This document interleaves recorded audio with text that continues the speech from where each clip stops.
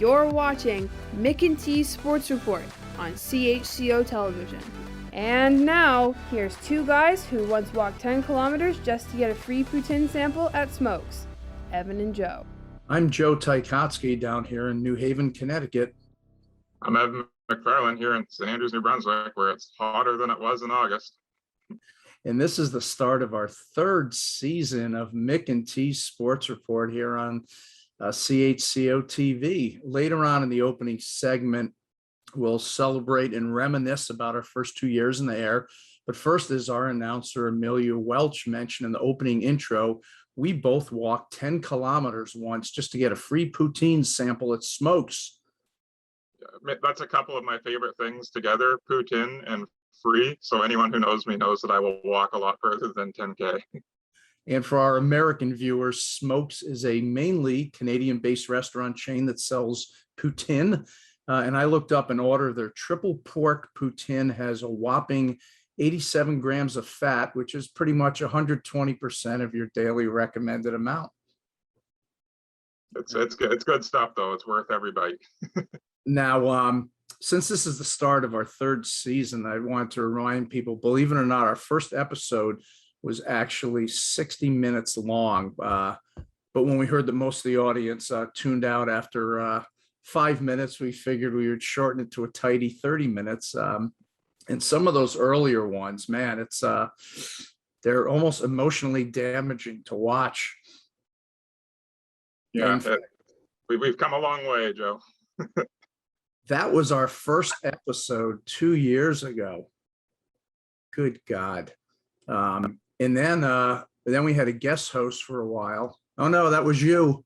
Oh my God. That was you during the early quarantine times with your mountain man look. I remember those times when I wasn't working. All right. Well, now we have something special. We'd like to show you a few anniversary messages from some previous guests of the show. Leading off will be the person who was our first guest ever, basketball player and Yale grad Brandon Sherrod, followed by the hilarious Cabby Richards. And then our final message will be from the mayor of St. Andrews, Brad Henderson. Enjoy. What's up, fellas? Brandon Sherrod here. Just wanted to wish you guys an incredible second anniversary. The show is an incredible addition to the air scene, the airwaves in Canada, and I wish you guys all the best. I wish I could be there to be joining you in person, but I think this virtual message from sunny Helsinki, Finland is enough. I will say that St. Andrews, New Brunswick is way colder than Helsinki is for the current time being, but the salmon jerky does not exist that St. Andrews has. So much love to you guys. Wish you guys the best and continued success. And best of luck with the rest of the show. Peace. 2. Congrats. You made it to 2. Like any terrible toddler, I'm sure you have trouble getting to bed on time, being a picky eater, being terrible with your college football picks, and poorly stringing sentences together. I say that in love. Happy second anniversary to Mick and T Sports Report. You guys are ahead of your time. Hey folks, Brad Henderson here, Mayor of the town of St. Andrews. I just wanted to extend a sincere congratulations out to Evan and Joe. 2 years of your show. That is a pile of work, a lot of episodes. We love the coverage of professional sports, but the thing that I love the most is the coverage of local athletes and Canadian athletes. Keep doing all the great things that you're doing. Joe, I got a special thank you to you. I actually personally know from experience at how hard it is to carry Evan McFarlane. Back in 2017, I was fortunate enough to win a golf tournament with Evan. My legs were tired from carrying him. You've been doing it for 2 years, buddy. And Evan, good for you. 2 years is a long time. I remember it took you 2 years to get grade 10 math. And I'm not going to bring up algebra, geometry, trigonometry, patterns, relationships, data analysis, probability, linear, exponential, and quadratic functions, because I know after a couple of years, you finally got it, buddy.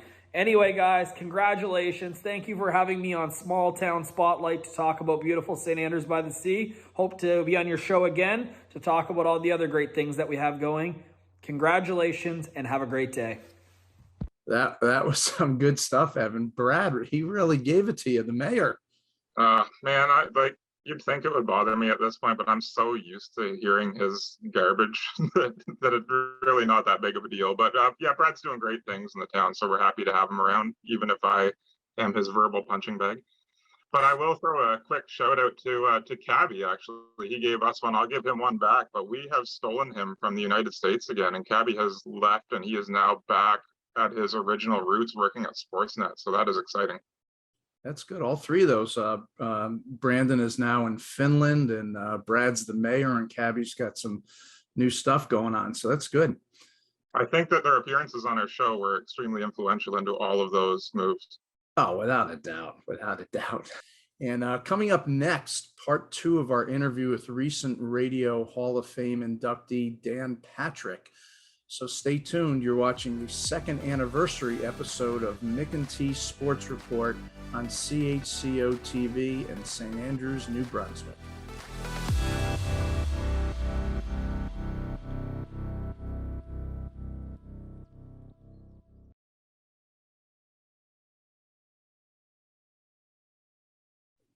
Dan, welcome back to the show, and thanks for giving us some more time. Thank you, guys. On your daily radio show, you have a group of 4 staff members that are called the Danettes. Explain to our audience about the Danettes and how they got the name. Reggie Miller is the one who coined the phrase, the Danettes. Really? And these were guys that I've worked with. Fritzy, I worked with him going on now 20 years. He was at ESPN when I was there, and Paulie was my producer when I was at ESPN. Seaton also worked with the radio department at ESPN. McLovin was working for Sports Illustrated and was blogging about the show, and then he just sort of came up and stayed. And what I wanted was you can have almost your studio audience. These guys react to what you say. They're part of the show, and they become an integral part of the show. And I wanted to develop those personalities. I knew that they were unique personalities. They're all different, and you're kind of meshing that together to make it work. And sometimes it's seamless, sometimes it's a struggle, but it is real. What happens is, playing out live. And I would listen to Howard Stern, and Howard would make guys who work on the show behind the scenes interesting that you wouldn't think would be interesting. And I always thought that was the best part of the show, that guys you would never invest in, you did. And you actually cared about who they were and what they were going through their lives. And I tried to incorporate that with the Danettes. But they had to be willing partners. They had to be willing to have fun, make fun of themselves, be made fun of. But I'm not asking them to do anything different than I ask of myself. Now, when you started the simulcast, did any of them think, we didn't realize it was now going to be on TV? No, they knew. And I said, that's the next elevation for this show is bringing in cameras. But we have probably 11 to 13 cameras in here. And we're not playing to the camera because we have so many cameras around here that are remote cameras. And, the director just controls whatever camera he wants to take. We don't wait for something. We don't play to a camera. The camera has to find us.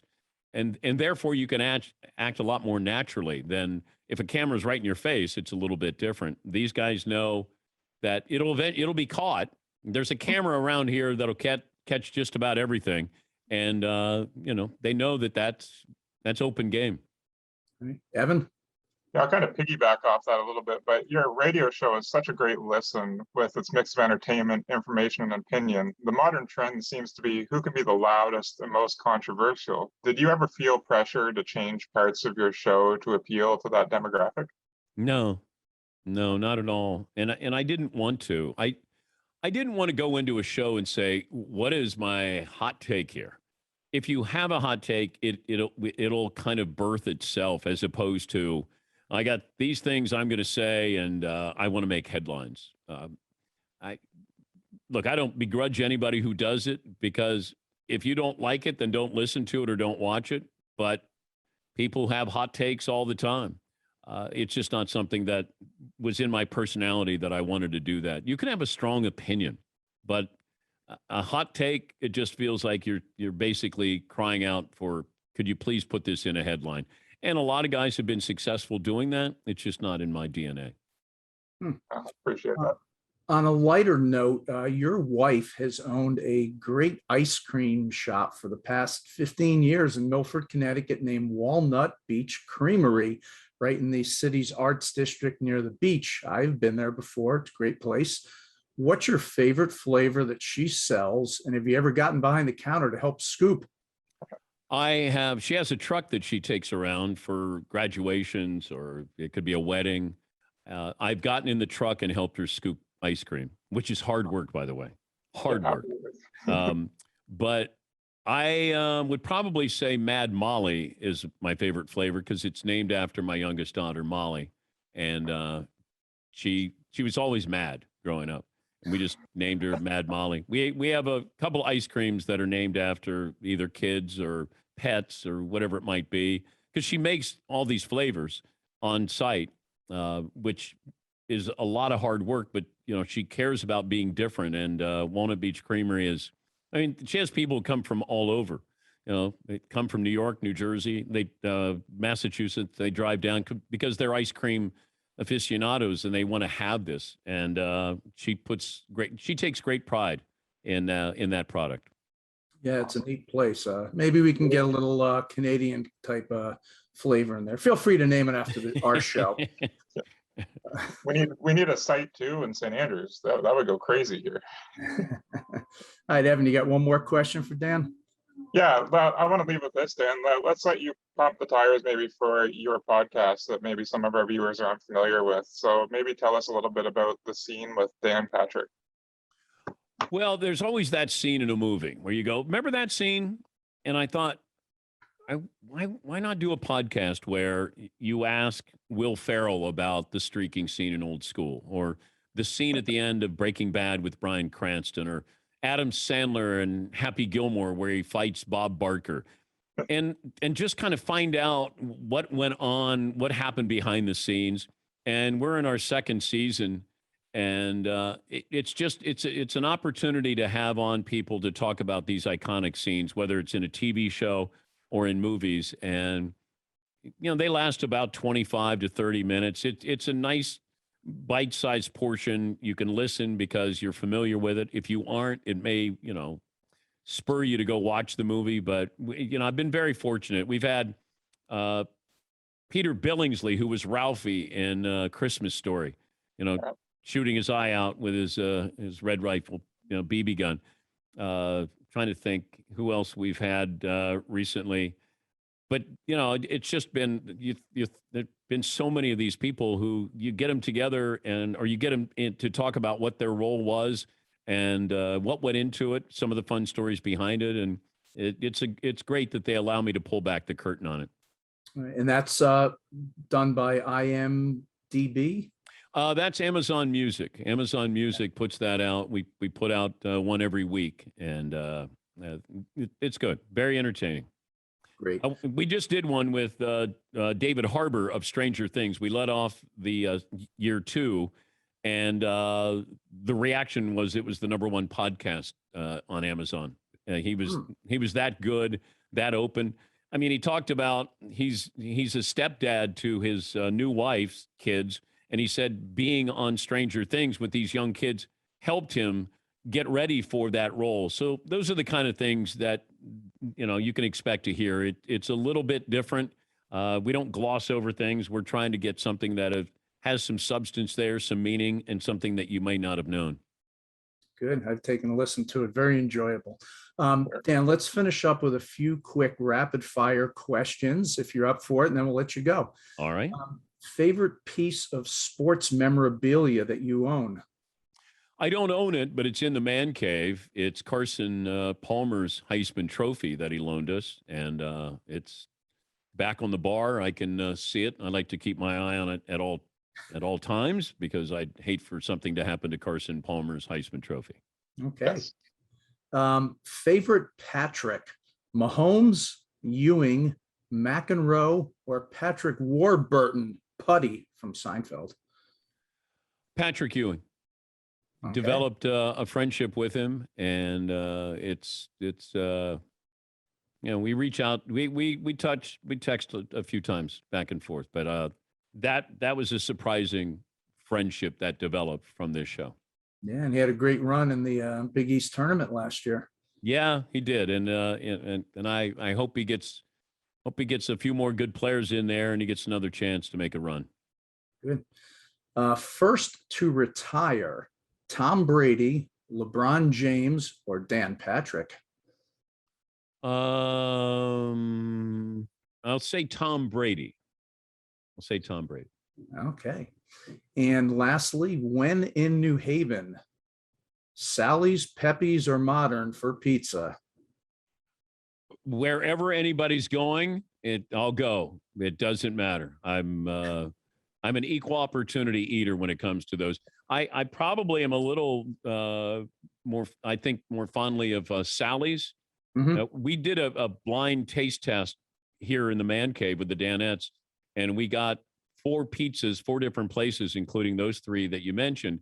And you wrote down which one you liked. We tabulated all the points with them, and Sally's ended up winning. But if you said we're going to Pepe's, I'm great. Modern is wonderful. I mean, there's so many great pizza places in New Haven. Best pizza you'll find in the world, in my opinion.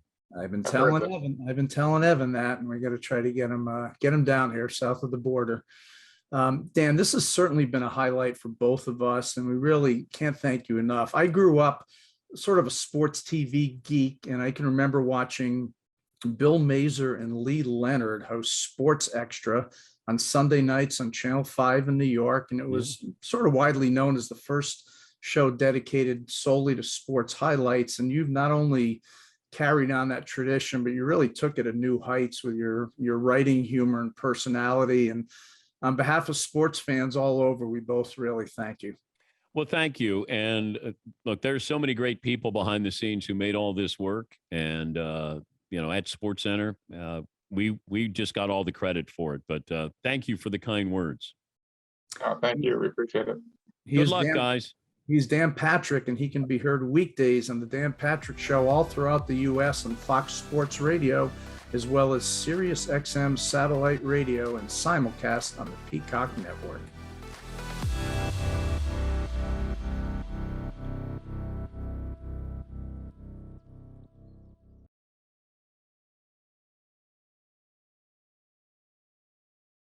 It's time for another edition of Small Town Spotlight here on CHCO-TV. Since CHCO is available on Bell Satellite throughout Canada, you can watch our show on Monday, Wednesday, and Friday nights if you live in Coronation, Alberta, Charlemagne, Quebec, or Cutknife, Saskatchewan. And as always, you can watch the show on the CHCO-TV YouTube channel. For our 18th edition of Small Town Spotlight, we head to the province of Newfoundland and Labrador to visit St. Lunaire-Griquet, population 604, located near the northern tip of the Great Northern Peninsula. And not that many people are going to the movies these days anyways, but if you wanted to, the closest movie theater would be a mere 500 miles away in Corner Brook. To tell us about the area, let's welcome in Kier Knudsen, owner of the Dark Tickle Company. Kier, welcome to the show. Thank you for having me. How long have you lived in St. Lunaire? I've lived in St. Lunaire-Griquet, since I was 4 to 5 months old. I moved away when I was 18. I worked in other places across Canada, in the US as well, a little bit in Europe, and came back when I was 34. That was 2007. Okay. And how long have you owned the Dark Tickle Company, and how did it get its name? I've owned it since I think 2009, but in actuality, it's a family business. Started with my grandfather in 1919, so we're 102. So yeah, I'm the third generation. We've kind of shifted focus. We were fish merchants right up until the early 90s. And then with the cod moratorium, we changed over or transferred all our efforts into what we do now as a Dark Tickle Company. Okay, and how did it get its name? A tickle in Newfoundland is a narrow strait of salt water between 2 points of land. It's where we live, actually. It's the area of town. It's called Dark Tickle. It's surrounded by high hills, so you lose the sun early in the day, and the hills cast the shadow onto the tickle. So Dark Tickle. Nice. Now, I've been on your website and can see there's a lot to keep someone busy. Tell us about the expedition boat tour.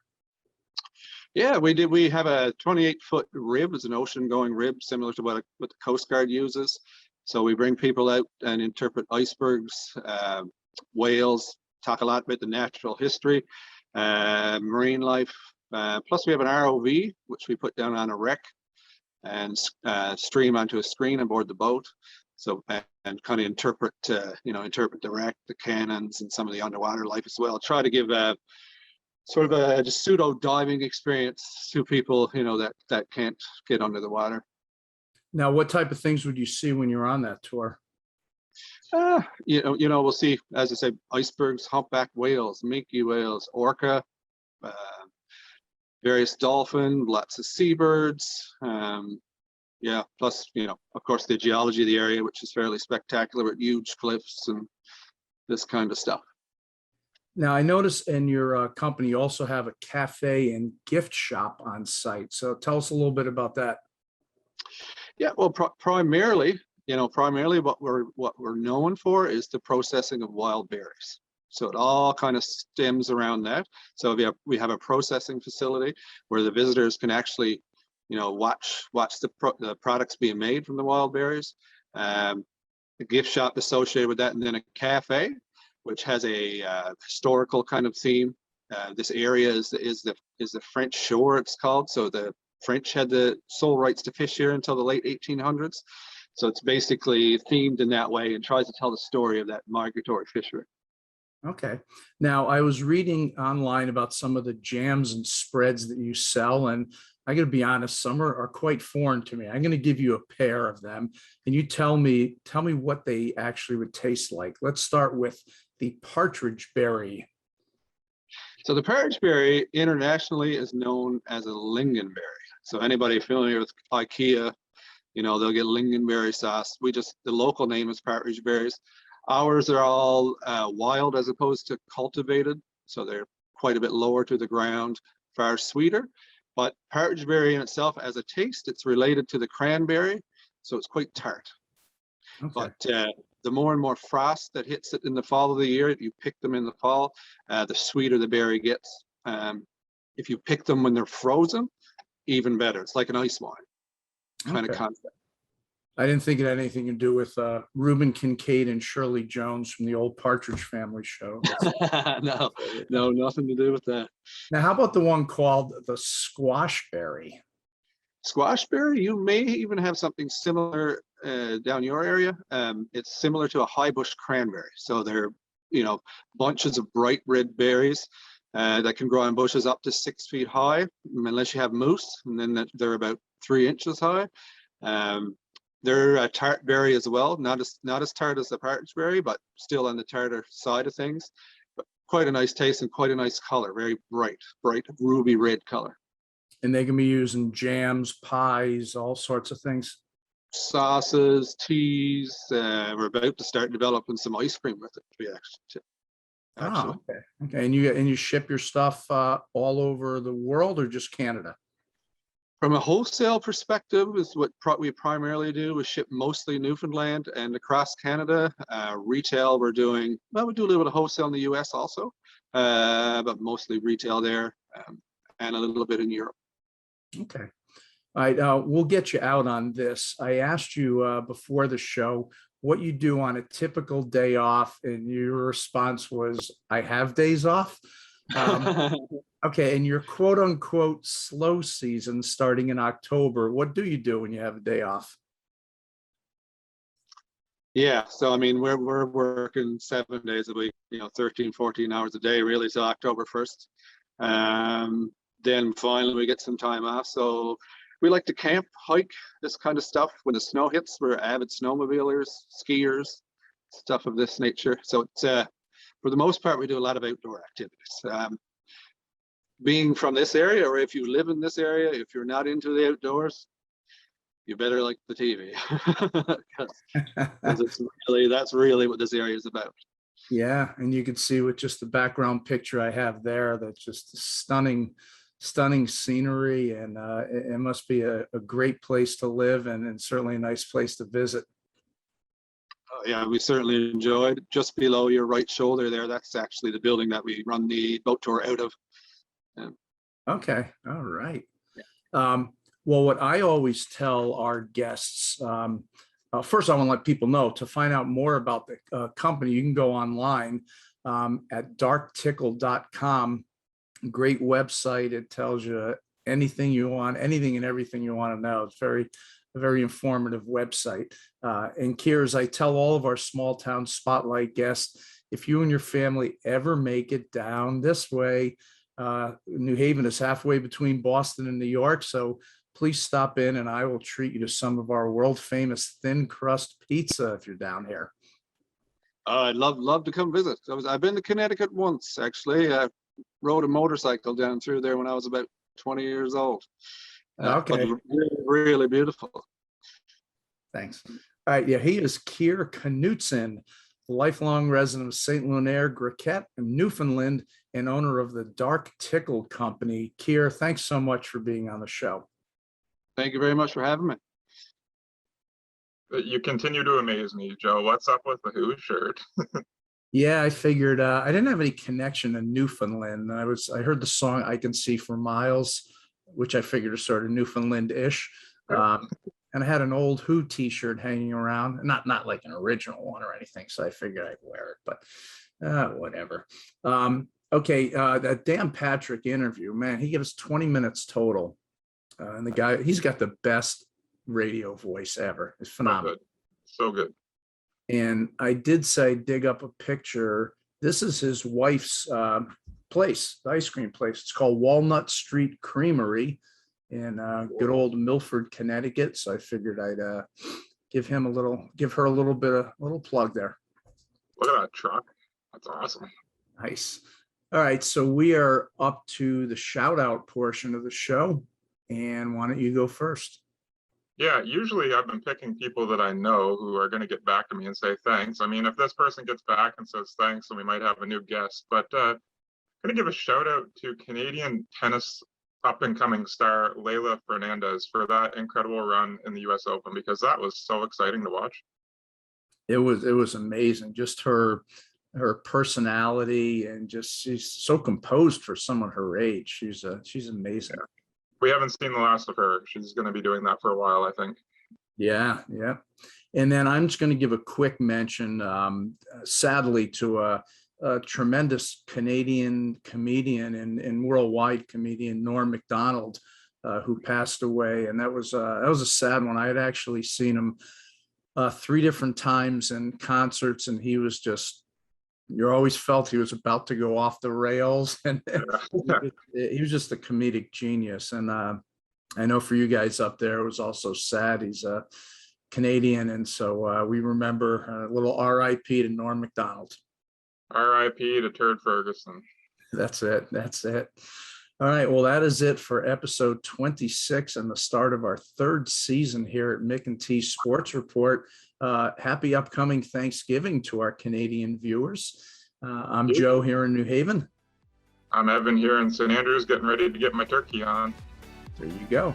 Thanks to CHCO-TV station manager Patrick Watt and editor Florence Joni Mitchell, harkening back to the 70s, for producing and editing a show that's a favorite of the cast of Letterkenny. No one will know that, but Evan. And now that we've once again come to the end of another show, that means it's also time for our closing catchphrase. So this time we're going to go with peace, love, and happy 2nd anniversary to us. Yeah! A little shameless self-promotion. This is Mick and T Sports Report on CHCO-TV. We'll see you next time.